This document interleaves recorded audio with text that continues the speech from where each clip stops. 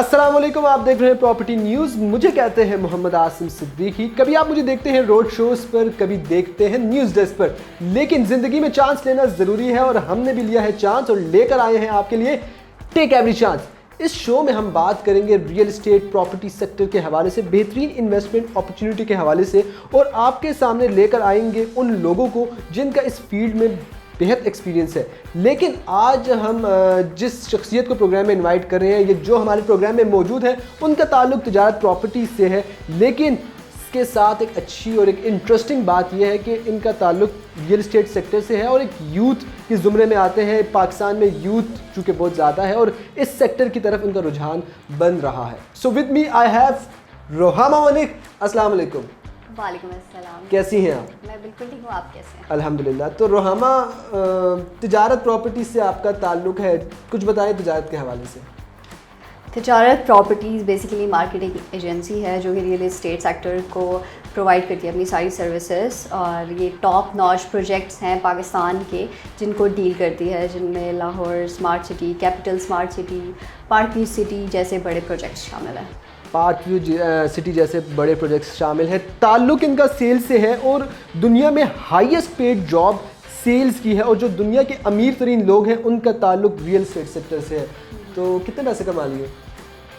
आसिम, बिल्कुल ऐसा ही है। जो रियल एस्टेट सेक्टर है वो काफ़ी ज़्यादा कमा लेते हैं, ये चीज़ आपने बिल्कुल सही कही है। लेकिन ऐसा होता है कि ये वेरी करता है पर्सन टू पर्सन कि वो किस तरह से अपनी एफर्ट पुट करता है। जो जितनी एफर्ट पुट करेगा उतना ही उसको आउटपुट मिलेगा। मतलब अभी कम पैसे कमाए, ज़्यादा पैसे कमाने हैं?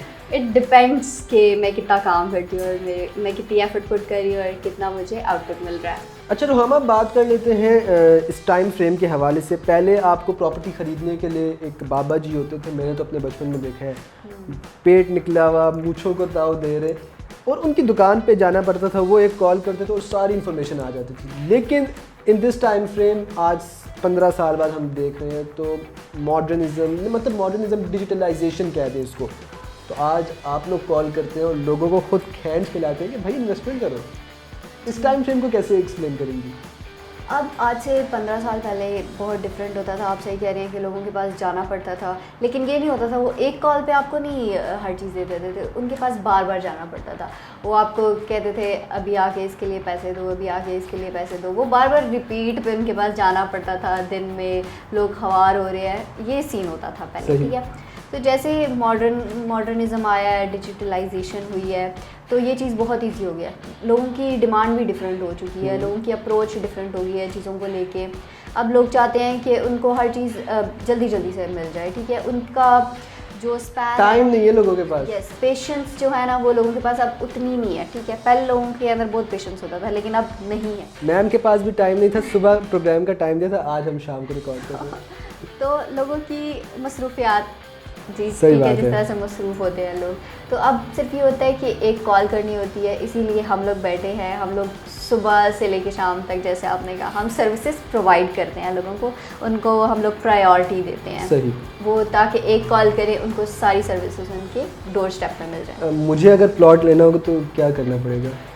आपको अगर प्लॉट लेना है तो आपने सिर्फ तिजारत के नंबर पे कॉल करनी है। You are just a call away from तिजारत। So I am just a call away. लेकिन एक सीरियस थोड़ा सा सवाल है कि किसी बंदे के पास इन्वेस्टमेंट नहीं है, लेकिन he wants to buy real estate, क्या ऑप्शंस है? अगर पैसे नहीं हैं तो ये होता है कि ये आपकी नीड पे डिपेंड करता है। कोई बंदा घर से निकलेगा प्लॉट लेने के लिए, ये ख्वाहिश के साथ अगर निकलेगा, उसके पास कुछ इन्वेस्टमेंट तो हो गया एटलीस्ट, ठीक है। मे बी उस प्रॉपर जो इन्वेस्टमेंट है उस तक ना हो जो कि प्लॉट की डिमांड है, जो कि वो डिज़ायर कर रहा है। तो हम लोग ये करते हैं, उस वक्त हम लोग इंस्टॉलमेंट प्लान उनको देते हैं, जो कि 4 ईयर का होता है, समटाइम 1 ईयर का होता है। ये इनके प्लॉट पे डिपेंड करता है, ये प्रॉपर्टी पे भी डिपेंड करता है, ये सोसाइटी पे भी डिपेंड करता है, ठीक है। ये भी वेरी कर लेता है कि इंस्टॉलमेंट प्लान कब तक का है, किस अरसे का है, तो इसलिए इस हिसाब से उनको हम लोग मतलब आप 4 साल, एक प्लॉट 10 लाख का है और आपको 4 साल में वो रकम अदा करनी है, एंड देन आप उस प्लॉट के मालिक बन जाएंगे। बिल्कुल ऐसे। मतलब मुझे वही इंस्टॉलमेंट प्लान लेना चाहिए। आई थिंक अगर आपके पास उस तरह की पेमेंट इस वक्त नहीं है तो यू शुड गो फॉर ठीक है। अगर प्रोग्राम के बाद मैंने प्लॉट लेना है तो प्रोग्राम के बाद देखते हैं। लेकिन एक और सवाल है मेरा कि इन सारे सिनेरियो में एक बहुत अच्छा स्टेप ये भी है कि मुल्की रियल स्टेट को फ़ायदा हो रहा है और जॉब क्रिएशन में इजाफा हो रहा है। मतलब आप जैसे यूथ जो अभी यूनिवर्सिटी से निकले हैं एंड देन उनके पास एक अच्छी जॉब है, एक अच्छी अपॉर्चुनिटी है, एक सेल्स की जॉब है जो आपको एक लॉन्ग टर्म रन में आपको पैसे भी आते हैं जेब में एंड आपको एक्सपीरियंस भी होता है। इसका यही होता है कि अब आपने जैसे कहा पहले जस्ट एक बंदा होता था ना, अब इस तरह नहीं है। अब हम लोग अगर एक बंदा है, हम उसको डील करने के लिए ये नहीं करते कि लाइन नहीं लगवा देते। हम लोग इसके लिए यूथ के लिए यही है कि यूथ की अपॉर्चुनिटीज़ बढ़ती हैं, तो हम लोग अगर एक क्लाइंट है, हम उसको प्रॉपर प्रायोरिटी देने के लिए उसके लिए प्रॉपर एक कैबिन होता है, ठीक है, उसके लिए प्रॉपर एक क्रू होता है। फिर हमारे मीडिया हैंडल्स बहुत डिफरेंट होता है, उसको प्रॉपर आईटी होती है। हमने आपको मीडिया हैंडल्स पर भी काफ़ी देखा है, आप सोसाइटीज़ को एक्सप्लेन कर रही होती हैं, उनको बता रही होती है लोगों को। तो इस चीज़ का क्या था, मतलब ज़्यादा फोकस क्यों है इस चीज़ पर, मीडिया पे? क्योंकि as I have studied media, okay, तो दैट्स वाई मेरा जो प्रॉपर फोकस होता है वो मीडिया को लेके होता है। अच्छा, मीडिया को लेकर एक और अच्छी बात ये है कि ओवरसीज़ जो पाकिस्तानीज़ हैं जिन्होंने रियल स्टेट में बाय करना होता है मुल्क में, तो उनको काफ़ी अच्छी एक अपॉर्चुनिटी मिल जाती है कि वो बाहर बैठे ही सब चीज़ों को, वीडियोस को देख लें, वेबसाइट पे आर्टिकल्स को पढ़ लें एंड देन आप लोगों को कॉल करते हैं, उसको आप डील करते हैं। होता है क्योंकि विद इन जो पाकिस्तान के अंदर तो हम डील कर लेते हैं, लोगों तो कहीं ना कहीं पहुंच जाती है चीज़ें, लेकिन जब हम ये सारे एक्ट करते हैं, मीडिया के थ्रू करते हैं, तो इससे ये होता है ओवरसीज़ पाकिस्तानी या ओवरसीज़ जो बायर्स हों, हमारे जो भी क्लाइंट्स होते हैं वो ये कर लेते हैं, उनको इन्फॉर्मेशन मिल जाती है, तो वो भी उनके लिए भी हम लोग सेम सर्विसेज प्रोवाइड करते हैं उनको, और प्रॉपरली जो है ट्रीटमेंट मिलता है जिस तरह के हमारे विद इन पाकिस्तान हो या जो भी। ठीक है। अच्छा, अगर मुझे पैसे कमाने हो तो क्या करना पड़ेगा? अगर आपको पैसे कमाने हो तो आई थिंक आप जॉब तो कर रहे हैं, सेल्स में आ जाओ, पैसे कमा लूँगा।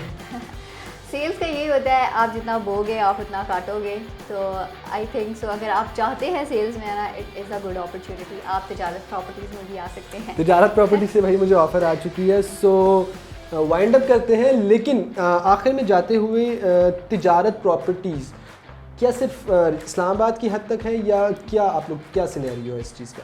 तिजारत प्रॉपर्टीज़ जस्ट इस्लामाबाद नहीं बल्कि सिर्फ पाकिस्तान के अंदर, ये कहना गलत नहीं है कि वो सिर्फ पाकिस्तान के अंदर ही नहीं बल्कि ओवरसीज़ क्लाइंट्स को भी डील करता है जो पाकिस्तान के अंदर है, और ओवरसीज़ हों या पाकिस्तानी क्लाइंट हो, पाकिस्तान के किसी कोने में भी हो, दुनिया के किसी कोने में भी हो, if they want to invest तो हम लोग जस्ट एक कॉल अवे। और चांस लेना पड़ता है ज़िंदगी में। यस, चांस लेना पड़ता है, हमने भी चांस लिया है, आप भी चांस लें और अभी सब्सक्राइब करें। आपके बिल्कुल नीचे रेड कलर का सब्सक्राइब का बटन है, सब्सक्राइब करें, बेल आइकन पर क्लिक करें और टेक एवरी चांस को प्रमोट करें।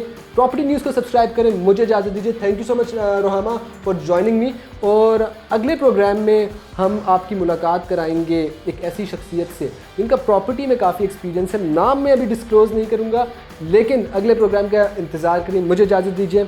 अल्लाह ने